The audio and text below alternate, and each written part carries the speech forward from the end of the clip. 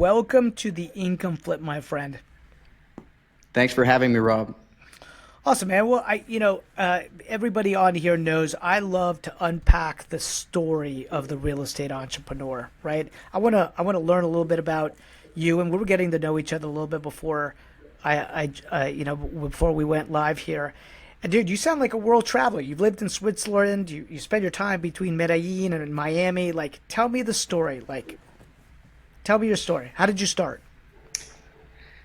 Yeah, so like you said, I did part of my school in Switzerland. I lived there for 5 years, learned some French, and then I did college in Miami. I actually went to University of Miami, and during my college years, I knew I wanted to do something different. I didn't want to follow the traditional path. I saw my dad work way too hard, weekends, late nights, never having time to really spend with us. He wasn't, he couldn't be in a lot of special occasions. So I knew I wanted something different for my life, and that I wanted to carve my own path. And that's when there was an opportunity to do an internship in China. And I just took that, flew out there without even knowing what I was going to do, and spent 3 months out there. When I was in the internship, what kind of internship? it was like an e-commerce internship, and I wanted to learn about that, but in the end, they had me serving coffee. So I immediately, after a week there, I quit. They revoked my visa for China, so it was crazy. I was freaking out. I'm in China, They're gonna put and you in jail. yeah, I had to fly to Hong Kong, get a new visa approved, and then fly back in. And then I spent the rest of my time there. Flying out, I went to Shenzhen, Yiwu Marketplace. I went all over China, meeting just different suppliers. And I have some really cool stories, but I was talking to this electric manufacturing supplier because I wanted to export some of those electric e-bikes back in the day when they weren't even in the States. And it's crazy out there. They took me out to dinners. They had me with a private driver. I had tea with them. It was an amazing experience, and nothing came out of that, but that was like the fire in me that I knew I wanted to do something. And I saw the world opening up to me when I had all these connections in China. So as soon as I came back after that internship, I started looking at e-commerce, specifically Amazon selling, and that's how I got started. And I would be in college, in school, answering customer service emails, having my homework being done by people on Fiverr, and I was just focusing on my business. So I was trying to graduate, but I knew I didn't care about school. I wanted to start my own business, and I ended up scaling that to mid seven figures while still being in college. So I would drive after school. I would go to a warehouse I had in Doral, pick pallets, pick the inventory, ship it out to Amazon, and that was my first venture. I ended up exiting that business. Of course, it wasn't without all the issues, which we can go into all the bad stuff as well. Well, But I want to go back even further. yeah. I want to understand, like, where did you get it in you to decide, like, that you were comfortable to, like, just deciding to put yourself and going to China, or going, like, what were you doing in Switzerland? Just out of, like, how did that come Yeah, about? so that would be going back to the story of my dad. He worked himself all the way up to being the COO of a public company, but he started at the sand mine. So he was just hardworking, determined, working till 3 a.m. every single day, not sleeping much, no weekends, and he worked his way up to being the COO of a public company. And it's because of him that we were able to get out of Colombia into Switzerland, and then later into the United States. So I admire him, and he was the one that lit the source of hard work, but at the same time following your own path and being true to yourself. I didn't want to follow the corporate route. Well, I think parents, they teach us many times what to do and also what not to do by just Yep, watching, right? Like, be like, exactly. hey, I like this quality, but I don't like this one, and so we get to choose and pick our own Exactly. path. And it sounds like you did that, right? Yep. Okay, now I understand, and because probably you did some travel when you were younger, it was like no big deal for you to decide I was going to go to another country. Except Right. China is drastically different than right? Like, I almost died my first week there. I ate some fish, and the next thing I know, I'm about to die. Just my stomach was messed up, and nobody could speak English. I thought people would speak English there, but nobody does. So I go there no. with a translator about to pass out, and they took me to the only English-speaking hospital, and then they charged me $2,000 cash. They're like, we only take cash, and in order for you to get out, like obviously they pocketed that money, but Oh yeah. crazy. Like I was never expecting that. So it was quite a change, cultural change. I had Chinese people walking next to you and spitting like right next. It's a whole different world out there. It's a different world. That's what I meant. Like that. Like yeah. I guess nobody really prepared you. Like it is No. completely different, right? Okay, so you were doing this internship, right? You were essentially leveraging Fiverr to get your work, your schoolwork done to do this. Drop shipping. Is that what you said you were doing? Yeah, it was Right. at private label. We had our own brand. It was branded, custom made products. That's awesome. And did you exit that business? Is that what you said? Did you sell I that? did. I did. Okay. I was able to But sell that business. let's. What were some of the learning lessons? Because I mean, you were young. Well, you're still young, but like you were really young, right? Yeah. Like, what are some of the learning lessons you learned from starting that business? Um, Probably how to manage cash flow and how to run a Hmm. business, how to hire people. But the biggest lesson from that was growth in a business like e-commerce requires massive amounts of cash. And the more you grow, because you're importing and exporting products from China, you have a long cash flow conversion cycle. Amazon takes 30 days to pay you out. They hold some of your income for refunds. So the more you're selling, the more money you need. And I was actually getting into a lot of different loans. And at some points, not even knowing how I was going to pay them off, I had to take a credit card just to pay another credit card. So there's those 12-month interest-free credit cards. I had to take a couple of those. So I had to get really good with numbers. I had to get really good at standing out from competitors because my suppliers, as soon as they saw that one of my products was selling, they would just go and sell it direct, like copy it. So I learned what fierce competition was. I learned what cash flow crunches meant and how to run your numbers. I also learned a lot about digital marketing and how to stay ahead by doing all this stuff like listing optimization, SEO, split testing. So I really had to get good at digital marketing. And that's how I later applied those same principles to Airbnb. And that's what had the massive success because you get so good at e-commerce. It's such a like competitive, fierce space. Nothing like Airbnb. In Airbnb, you have people just putting their properties up and listing their properties, but you don't know what competing with Chinese is. Like that's real competition. Yeah, dude, I love it. So much to unpack there.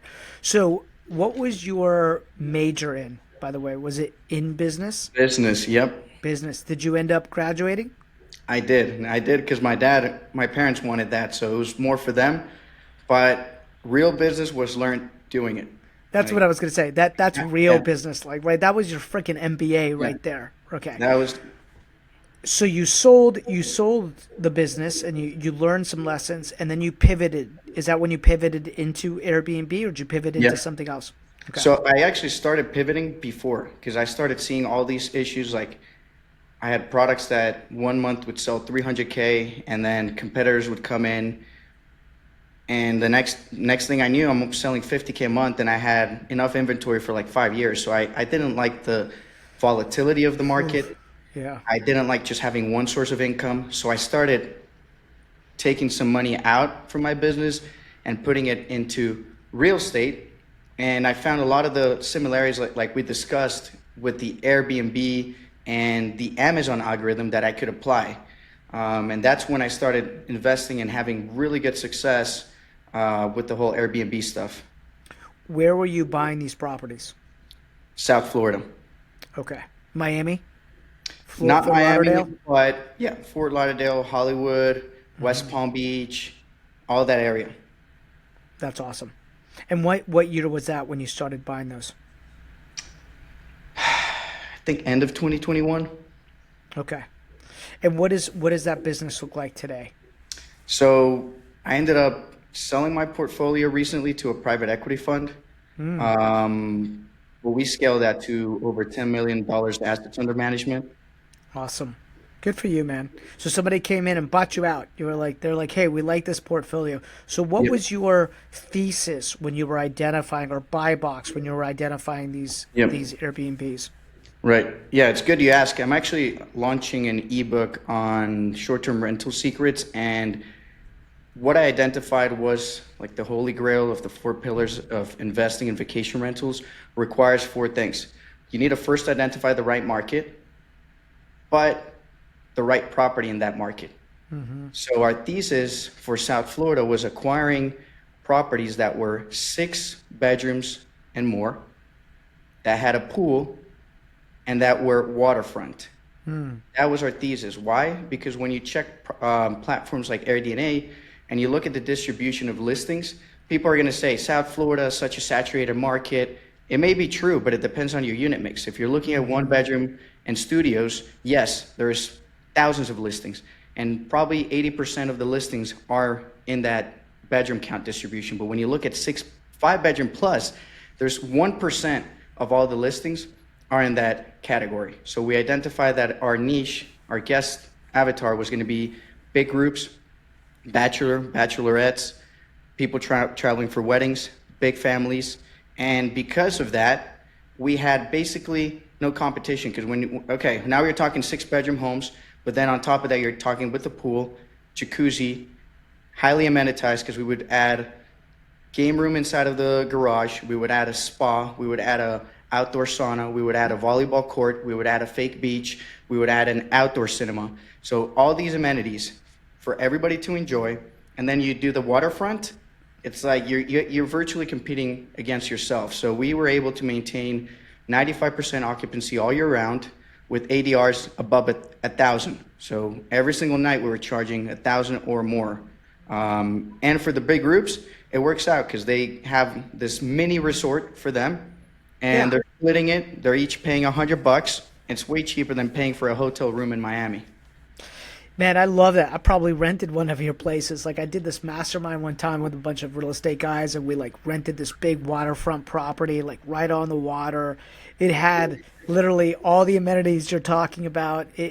I remember thinking like, oh, somebody found this like a little gem on the waterway that was just perfect for it.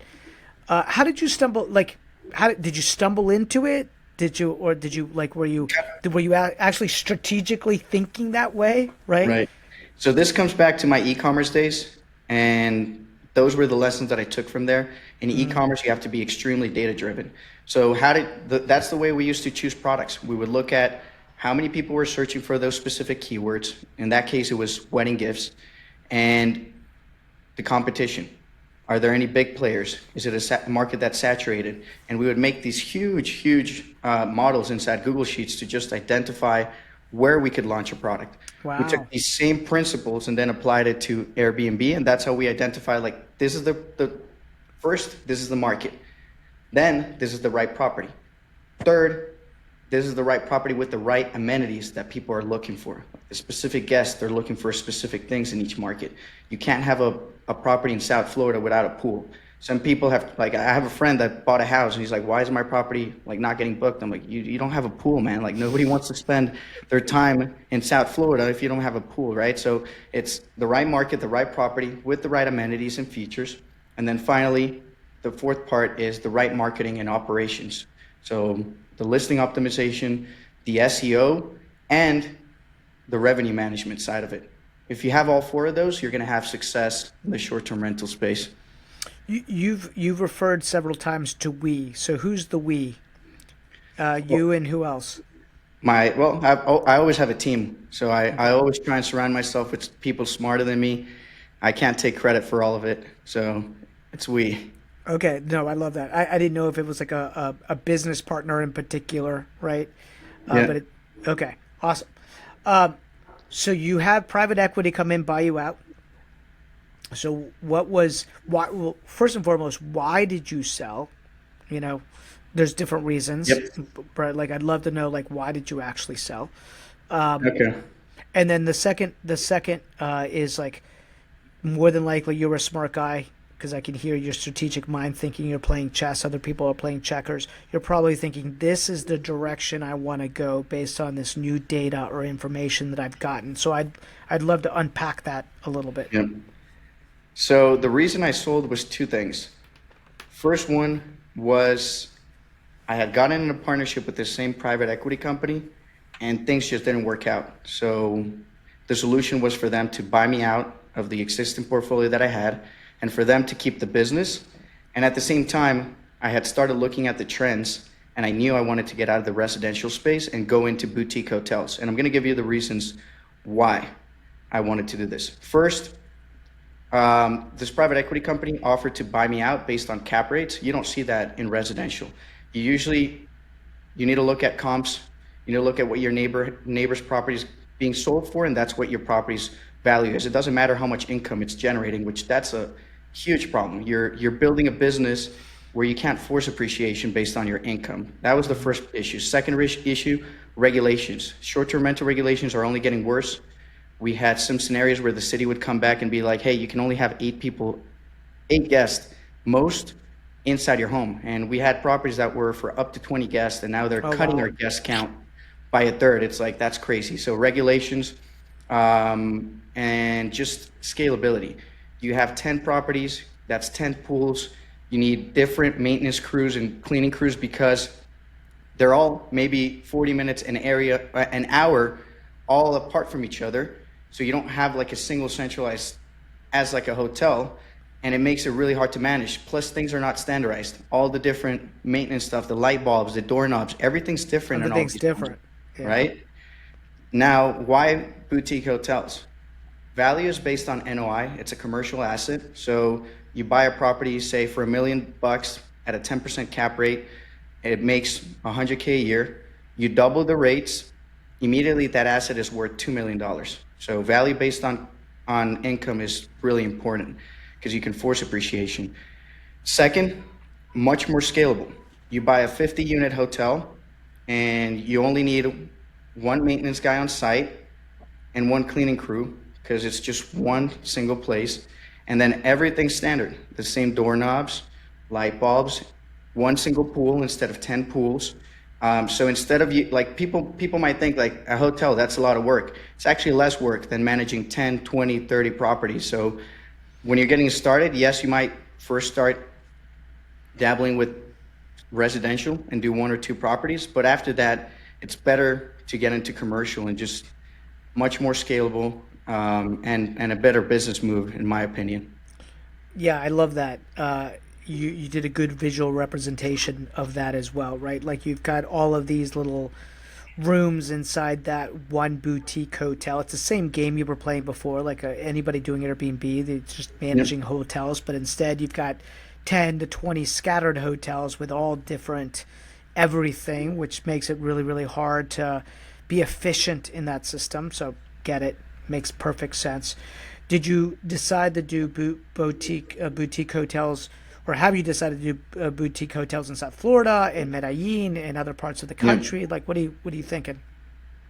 Yeah, so I'm an investor in a project here in Medellin, but my focus is in the States. And we're a little bit skeptical going into South Florida with all this hurricane stuff and insurance going through the roof.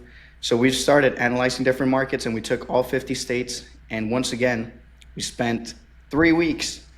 I had one person full time, 40 hours per week, pulling information on each state. So we're pulling number of listings, short-term rental regulations, because now if they're strict, it's actually good for us because as a hotel, you have a license to operate and then you don't have people listing their properties on Airbnb. So it's the inverse now. Now we may look Mm-hmm. for markets that are regulated, right? We're also looking at saturation. So number of listings versus yearly visitors. That gives us a saturation index. We're looking at seasonality. We're looking at the weather. We're looking at hurricane and disasters that have happened in the last couple of years to make sure we're not going to buy in a market that we may lose the asset, right? So we're trying to protect our risk as well on our downside, especially because we're going to be raising capital. We want to make sure that we're acquiring not only the right markets, but we're going to be safe and secure for our investors.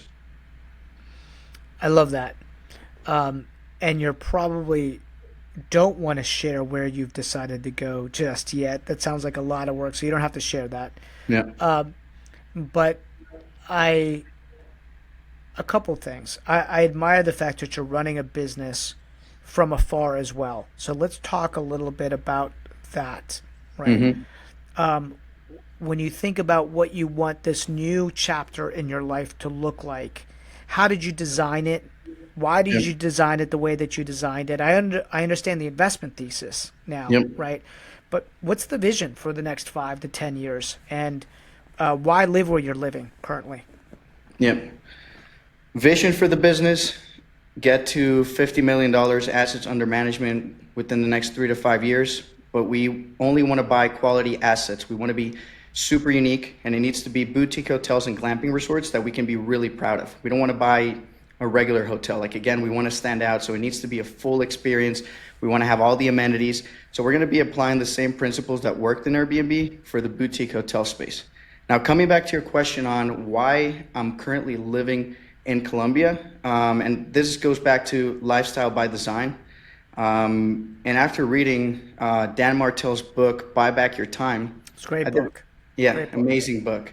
I did a time study of what was taking a lot of my time, and I was living in Miami, spending a bunch to live there, and spending a lot of time in things like cooking, cleaning. I didn't have a personal trainer. I had all these things that I knew I could have in Colombia, and I could afford it. So moved down here. I have a full-time maid that takes care of everything. She comes here 8 a.m. in the morning, does my breakfast, lunch, cleans everything, keeps the house for $20 a day, right? I have a chef that brings all my stuff. I have a personal assistant that does my groceries. So I have absolutely every area of my life automated in a way where I can focus 100% of my time into my business and the things I enjoy. So I probably bought back 15 to 20 hours per week easily, right? And And, now I have all this extra time. and I hear the weather's awesome. Weather's fantastic all year round. Yeah, that's what I hear. Okay, so now there's a lot of entrepreneurs that have moved there over the last, like, I feel like like this is just like friends of mine that I've known and like interviewing other people in the last like 5 years, right? What do real estate prices look like there today? Just curious. It's it's gone crazy in terms of appreciation, but it's still affordable for somebody in the US. Like, you can buy the sickest penthouse for $500,000 in the best part of town, right? But it used to be maybe 200K 5 years ago. So property values have doubled in price. People from the city are being pushed out because of Airbnb, right? And now they're regulating it because of those reasons, because the locals can't live in their in their city, right? So coming back to those regulations again, it's a big trend all over the world. That's wild. I'm gonna have to visit. I'm gonna have to come and visit at some point, and only because we'll just give you a little background. So my dad and my mom were diplomats for the U.S. So I was born in Argentina. My sister was born in Costa Rica.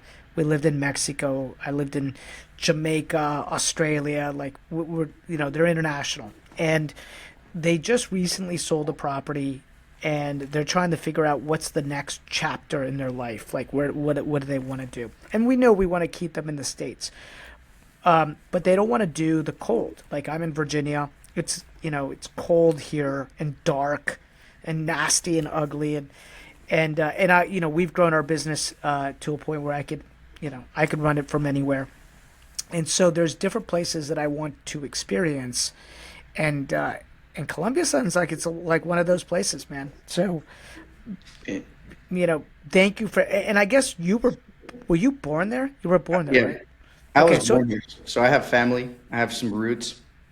yeah, it feels it's home Yeah, essentially for you. Wow, yeah, that's great. Yeah, so you've seen it grow a lot. Okay, so 50 million under management. You're using the spread between the cost of living. You're making U.S. dollars, right? And you're living up a more affluent lifestyle in Colombia.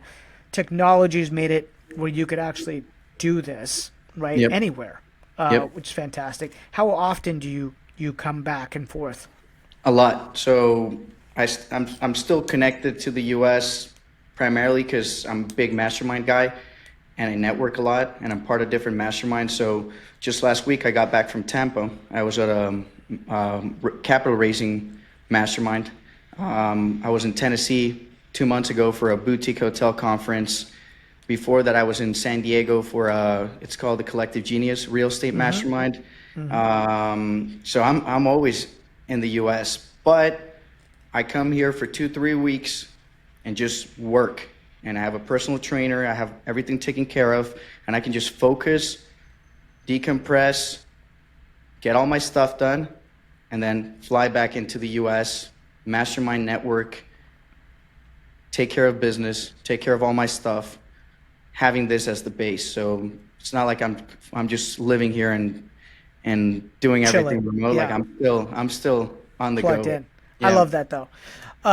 So I assume you are raising capital from people, across the country. You're meeting people at masterminds that probably invest Yep. a lot of real estate. So that's great. Like you're doing some capital raisings there. The ebook, I assume, is there as a funnel to help you raise capital for these projects. Do you have a project right now that you're looking to raise capital for? Like, is there anything in particular that you're focused on right now? Right now, we've analyzed probably 300 different deals, and we haven't found the right one yet. Like we want to make sure we're not going for volume. We're going for, like we said, quality over quantity. So we're being extremely, extremely diligent and careful with our underwriting, being really conservative. And we also want something that's unique. So yes, there's a lot of motels, rundown hostels, and multifamily that we could acquire, but if it doesn't fit our buy box, we're staying away from it. And I'm not in a hurry because thank God I've been able to exit now 2 businesses. So this is like the first time that I can really just focus on being super diligent and waiting it out. Like I have no rush. Like I'm gonna do a home run deal, and the moment I do it, like I'll let my friends and family and investors know, but I want to make sure that it's going to be a home run. Yeah, you're not pressed, right? You're No. not pressed. You're like you can take your Right. time. You can yeah, I love that. Not like Uh when I was doing e-commerce selling wedding gifts, something I wasn't even passionate about, nor I knew anything about. I hadn't been to a wedding at that point, right? So I was just selling it because the data told me it was a good business, right? I was just trying to make my first bucks. But yeah, it was a different back then. yeah, well, the interesting thing is I think part of being an entrepreneur is tasting different businesses so you can figure out which one do I like, right? Which one suits my lifestyle that I want to build. Dude, my hat's off to you. I commend you for like not getting stuck in one train of thought, right? Like sometimes people are like, oh, they do import export or they do this online e-commerce business and like that's all that you know they just stay there. It sounds like you used just a more creative mind and said, okay, like based on what I want to do and the lifestyle that I want, here are the things I don't like about this business. Here's what I like about real estate. And it's now taking you to the next level, right? Which are these boutique hotels. I do have, by the way, I'll introduce you to a friend of mine. I'll have to connect you because I imagine you probably want to connect with other people that own hotels, right? Or Absolutely. okay. Yeah. So I've got this recent friend of mine. He's a young guy, but his family owns like he's a Patel, right? So his family owns like so many hotels, and the projects that they're doing are massive. And they're doing a lot of stuff in Nashville, in Tennessee, right? Your data might suggest that was a good Great market, bad market. market. Okay, there you Great go. market, by the There way. you go. So he's doing a lot of hotels in that market, and he's a sharer, right? Like you meet some people that keep things close to their vest. Like he's definitely somebody that like, man, he's like just wants to spread the news, and he loves hotels. By the way, in that culture, he's worked at hotels like I mean, like he was doing the front desk when he was like 13 years old, right? Then they teach you how to run your own hotel. So by the time he's in like high school and college, he's running his own hotel, right? and then they you just get to invest in hotels. Like the family essentially made him play every single role in the hotel. And we're talking like, their projects today are like, $500 million, and so it's kind of cool. And he's young. He's like 25, 26 years old, right? Awesome, man. Like always looking to make a good connection. Yeah, Appreciate that. I think it'll be a good connection. Part of my job is to connect, right? I'm a connector. Um, okay, training. Are you training other people? Are you coaching people? Like, let's talk a little bit about that. You're just Yeah. raising capital at this point. Yeah, I haven't been doing any training. Probably at some point it might evolve into something like that. I have a lot of people ask me for tips, tricks, how to launch a property on Airbnb, how to do this, how to do that, revenue management. So I just help people out, but I haven't really gotten into building that. Yeah, it's a distraction, right? Like you're an operator, you're a Right. business owner, you're an operator, right? But you do find a lot of people that like get an area of expertise, and they're like, okay, I'm going to show people how to optimize their Airbnb to extract more revenue. And it's interesting the things like I own a number of Airbnbs, and that's a newer game for us. I think we started buying in like 2000, right, when it was all the rage, and I remember for the first couple years, I was, man, we're not really making all that much money on these things. And there was a gentleman that showed us by just doing some small little things on the platform. Like we went from like a 65% occupancy to a 95% occupancy, like overnight by just learning these little Nuggets. hacks, right? And I was like, damn, okay, now it's worth it. Now, Yep. like, let's go out and buy some more because the numbers make sense. But there Yep. was a while there that I was like, this sucks. Yeah. Now you wanna hear some nuggets for that? Yeah, yeah, that'd be great. That'd be great. Right. So metrics that the Airbnb algorithm looks at is your click-through rate. And your click-through rate is, I always like to give an example. When you search on Airbnb and you look for, say, Miami, you get a page full of competitors, right? And what is the only things that you can see, right? You can see their main image, you can see their price, you can see their title, and you can see their reviews. So those four metrics are the only four things that you can influence in order to impact your click-through rate. The most important being your main image. So you need to make your main image stand out. A lot of people have like the front of their home, like literally their door. And it's like, why are you even showing that? Or like their kitchen. It's like, you need to highlight the absolute best part of your property, and you need to make sure that it really stands out compared to your competitors. So what we like to do is we always do like an analysis of like, hey, what are all our competitors doing on page one?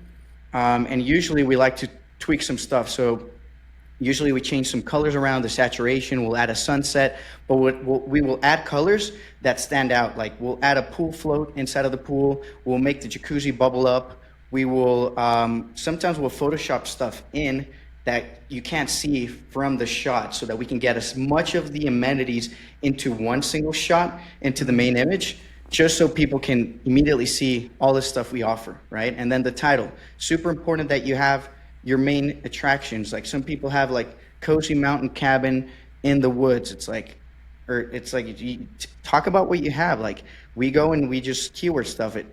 We'll mention we have the jacuzzi, we have the heated pool. We'll mention it's waterfront, that we have a beach, that we have a mini golf. We're mentioning the key amenities because that's what people are reading, and you only have 5 to 10 seconds to catch their attention, right? So first metric Airbnb is looking at is click-through rate. Now, once they click through your listing, Airbnb is looking at a couple metrics. Time on listing, which is how much time are people spending on your listing, looking through your images, reading your description. And the way to hack this is, for example, we'll add a QR code that takes you to a YouTube video to watch a video of our property. So that time spent watching that YouTube video, they're still on our listing. So it might be 5 minutes already that they spent on our listing because they're watching a YouTube video. Then we'll have frequently asked questions inside our description. We have long descriptions with all the information they need for booking, right? So we're keeping them engaged. And then we have really good secondary images, and we have lots of them, just to make sure that people trying to book that they have all the information they need prior to booking. So click-through rate, time on listing, then it's wish list additions. So this works just like Instagram, right? Or Facebook. You see any post that is trending is because people are liking it or commenting on it, right? Airbnb uses the same exact signal to rank your property. So if you're getting a lot of wish list additions, you're going to be higher up in the algorithm. And you can influence this through a lot of different ways. There's groups on Facebook where you can do a like, for example, where different host will like your property, add it to your wish list.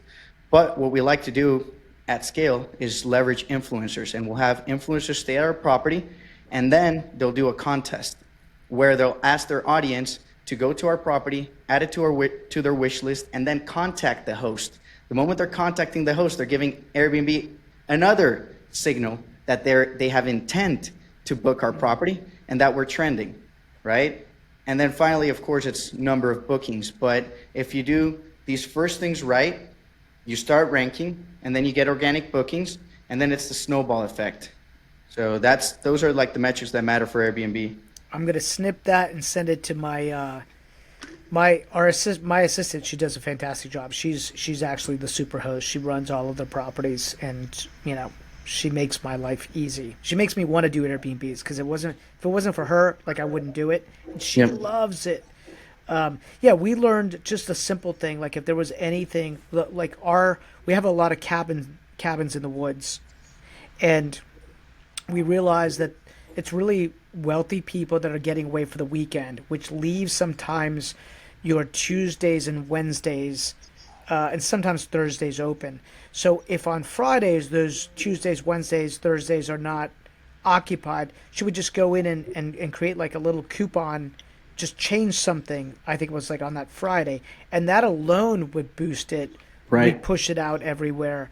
And then she just started filling like all of that midterm like inventory that we had. And it took us from like, negative or break even to pretty substantially positive. It's like, great. Yeah. We'll keep buying. No, that revenue management is extremely important. So weekday discounts, trying to get longer bookings far in advance. So I don't know if you use Price Labs, but you can set all these filters on it. So usually the far out in advance bookings, we try and get people to book 4, 5, 6 nights. And then the closer it gets to that booking window, we start reducing the minimum number of nights. That way, we're trying to secure far in advance bookings for longer, and that way we have less turnover and higher occupancy. And there's all these tricks, like you're saying, like last minute booking discounts, weekday discounts, orphan day discounts. So yeah, revenue management is definitely like a fundamental part of doing well with short-term rentals. Well, let's go back to the numbers maybe around a boutique hotel, right? I think one of the surprising things for me when we started doing Airbnbs was just cleaning cost, right? The total operating costs were like 45 to 50% of the total revenue that we were bringing in. Like we're always trying to like make that better. What are some of the economics like from just like what are the operating costs of like a boutique hotel? Like what would somebody, based on your research so far, what does somebody need to know, right? Honestly, margins are pretty similar to what a short-term rental, or at least our short-term rentals are, which is 50 to 60% revenue to expense ratio. So you can expect to be making like a 40% margin. That's obviously net operating income, right? So we're not considering your mortgage or your interest in this. But that's usually a benchmark across the board on the profitability of boutique hotels. And that's the same thing we saw with our Airbnbs. I don't know if you had a similar experience with yours. Oh yeah. Very very simply, it was just like if you can get to a 50% net operating income, right? Like you're doing well, and we were probably around 40%, just like you said, right? And then you've just got to then just know that the operating cost of the boutique hotel or the Airbnbs is like quite a bit, right? They're definitely different compared to like, let's say, a single family house or a townhouse or a condo that you're managing, right? That's cool. So what net profit margin are you guys then shooting for on, like I think of everything like a P&L. Yeah. Like, do you have like a 10% margin, right? 15% margin? Like what are you trying to do? We're looking more at the IRR. That's the metric we look at, so the internal rate of return. And we want projects that are doing over 20% IRR. So we're not looking at, yeah, we're more interested on the IRR than any other metric. And Got then it. obviously there's other metrics like the debt service coverage ratio. That's really important to make sure that you're going to have enough free cash flow at every point in time, every month, so that you're not going to have to be doing capital call. You can always make payments of your mortgage. But yeah, we're looking at IRR and then DSCR as a risk lever. Yeah, I always like to look at just my cash on cash return on something like that. Just Yep. Yep. simple. How quickly will I get my money back out of this thing, Yep. right? Or the equity multiple, right? So over three equity multiple. That's cool. So you decided not to do any of these in Medellin. I guess you've invested as like an investor in one Yeah. project, but I'm you'd rather. a yeah, I'm a GP in a project here, and I'm consulting on all the Airbnb strategies for them. So I got a percentage of the equity in the project, and then I invested some of my cash just because I thought it was a cool project. But I mean, it's hard to make deals work here. You don't have the same financial institutions or backing. Interest rates here are 15% or more. At some point, they were like 20%. Wow. Crazy high interest rates. You don't get loans as easily. It's just a different market. Like I want to stay in the U.S. I know how to do business in the U.S. I consider myself more of a in the mindset of business of the U.S. than in Colombia. Totally get it. Okay. So you wanna build a portfolio of 50 million plus, right? I think you're gonna get there, right? Do that. By the way, I didn't ask you. You married, kids? Like no, not like you're just in the beginning stages. No Yeah, desire. I Not had dating anybody. I've had a long-term girlfriend for 6 years now. Okay. So she's been with me through everything since I'm in college, and we have a dog. So Okay. we adopted this Rottweiler mixed with a German Shepherd. So he's huge, and he's our baby. Um, yeah, that's the family right now. Is she in the business or does she do something No, outside of that? she she used to have like a full-time job, and now she recently quit like a year ago, and now she has her own social media marketing agency. So Awesome. So we got two entrepreneurs in the family. That's yeah, right. I love it. That's why you guys, your pillow talk is all about like internal rates of return and click through rates. it was kind of forced because she has the full-time job, and I was always traveling. So obviously it didn't work out, and she ended up getting fired. And I'm just like, start your own stuff. Like you don't need to be working for anybody. Just do your own thing. And it was a blessing in disguise, to be honest, because she's doing much better now. She's earning probably 2 or 3 times as much as she was from her full-time job in just a matter of a year. So That's awesome. Yeah, what people don't understand, if they're willing to let go of the safe, right, and venture into the unknown, because it's an unknown, right, and bet on themselves and find the right mix, right? Like life can look drastically different, right? That doesn't mean that you're not going to go through hardship. Like all entrepreneurs go through this, like getting their ass kicked and learning phase and holy shit moments and all of that stuff. And if you could just weather that, you grow from it, and you build like awesome things. You learn the game. It is a game, right? It's like any game, right? And the reason we call this the income flip podcast is help people understand how to flip their income from active income to more leveraged or passive income, right? It's like, how do you when you decided to take your e-commerce money, this active income, and buy assets, you were doing that, right? You're like, let me take it from this machine because I'm not quite sure this will always be around. Let me go buy these assets that I could lever up and create more leveraged income from those assets where I'm not as involved. That is the income flip. And the way you win it is when more money comes in from those to pay for your lifestyle, right? hmm And And that is a process, and not everybody's always aware that that is a process. That's a game. But once you understand that that's the game that you're playing, you're like, oh shit, I know the rules. I know the vehicle that I want to take, because there's lots of vehicles, right, in the world of real estate investing. Like there's storage and Airbnbs and boutique hotels and like long-term rentals, mid-term rentals, short-term rentals. So you got to pick the vehicle that kind of suits your personality. Like I imagine you probably, if it's a boutique hotel, you like nicer things, you like things to look well, you love the experience, the consumer experience that's there. You probably like you do a lot of traveling, so you know what a great experience looks like versus a shitty experience. So it makes perfect sense, right? I've got a friend of mine that all he does is just buy large storage facilities, right? And he's, it's crazy. He's super young, and like he's definitely going to be a billionaire, right? He's partnered with a billionaire, like he crushes it. And yeah, he's like, I don't want tenants, toilets. I don't want any of that stuff, right? It's just math. It's just math, right, at that point. So I think the message here is find the one that speaks to you. And then once you understand what it is and you know how to make money, we call it ringing the bell. You just rinse and repeat, ring the bell, do it over and over and over and over again. Because if you keep switching, you'll never become a master at it, right? So what I hope is that in the next 10 years, you and I continue to know each other, and you're like, Rob, I have boutique hotels all over the world. And I'll be like, awesome, I'm going to stay at one of them. I'll come knock on your door. That'd be awesome.